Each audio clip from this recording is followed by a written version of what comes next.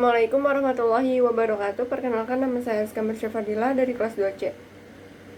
Di sini saya akan mereview materi pertemuan hukum pidana yang diberikan oleh Profesor Dr. H. Nuraini SHMH beserta asisten dosennya yaitu Dr. M. Randy Adidayandi SHMH mengenai kealpaan pertemuan ke-12, yaitu kealpaan merupakan kebalikan dari kesengajaan atau dapat disebut juga kurang hati-hati, yang terdiri dari kealpaan disadari atau bewusst schuld dan kealpaan tidak disadari, yaitu unbewusst schuld. Nah, unsur-unsur kealpaan dibagi menjadi dua, yaitu pelaku dapat menduga terjadinya akibat perbuatan.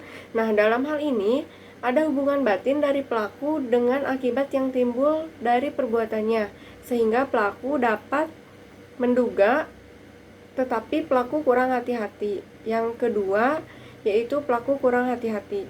Nah, adapun bentuk-bentuk kealpaan dibagi menjadi 4, yaitu culpa lata yang dimana kealpaan berat, 2 culpa levis yaitu kealpaan ringan, dan bewusst schuld yaitu kealpaan disadari. Pelaku dapat membayangkan atau memperkirakan kemungkinan timbulnya akibat dari perbuatannya. Lalu yang keempat, unbewusst schuld yaitu pelaku tidak dapat membayangkan akibat yang mungkin timbul dari perbuatan yang dilakukannya. Yang D, kemampuan bertanggung jawab yaitu keadaan batin atau jiwa seseorang yang sehat dan normal ketika melakukan tindak pidana. Nah, cara menentukan kemampuan bertanggung jawab yaitu dibagi menjadi 3. Yang pertama, sistem deskriptif menyatakan, 2 sistem normatif menilai, dan yang 3 sistem deskriptif normatif yaitu gabungan dari 1 dan 2. Nah, KUHP di Indonesia menganut sistem yang ketiga yaitu deskriptif normatif dengan alasan deskriptif artinya keadaan jiwa pelaku digambarkan oleh psikiater, dan normatif artinya hakimlah yang menilai dan menyimpulkan perbuatan tersebut mampu atau tidak mampu yang didasarkan pada hasil pemeriksaan di pengadilan.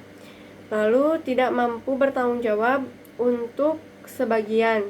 Nah, yaitu suatu keadaan tertentu dari pelaku yang disebabkan keadaan jiwa sehingga untuk sebagian dinyatakan tidak mampu bertanggung jawab. Yang pertama, kleptomani, yaitu penyakit jiwa yang berupa dorongan yang kuat untuk mengambil barang atau benda milik orang lain, tetapi pelaku sendiri tidak menyadari bahwa perbuatannya terlarang atau melanggar hukum. Yaitu yang kedua, piromani, yaitu penyakit jiwa yang merupakan kesukaan untuk melakukan pembakaran tanpa alasan. Yang ketiga, klaustrofobi, yaitu penyakit jiwa yang berupa ketakutan untuk berada di ruangan yang sempit. Dan yang terakhir, nymphomani, yaitu penyakit jiwa pada seorang laki-laki yang jika bertemu wanita selalu berkeinginan untuk berbuat tidak senonoh. Nah, lalu orang-orang yang mempunyai penyakit jiwa seperti tersebut di atas dianggap tidak mampu bertanggung jawab sebagian, yaitu ketika dibuktikan bahwa perbuatan tindak pidana yang dilakukannya ada hubungan dengan penyakitnya, tetapi untuk perbuatan lainnya jiwanya normal, sehingga untuk perbuatan pidana, tindak pidana itu di luar penyakitnya dapat dimintai pertanggungjawaban pidana.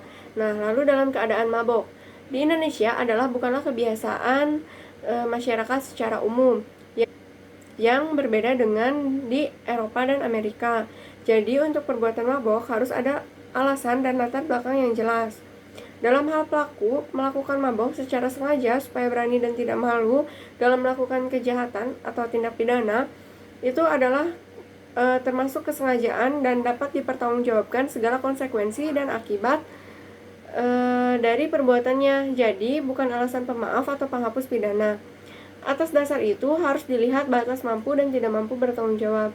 Batas mampu dan tidak mampu didasarkan pada 2 pendapat, yaitu yang pertama, pelaku dapat tetap ditindak pidana asalkan dapat dibuktikan bahwa pelaku mampu bertanggung jawab. Yang kedua, pelaku tidak dapat dipidana karena dianggap tidak mampu bertanggung jawab.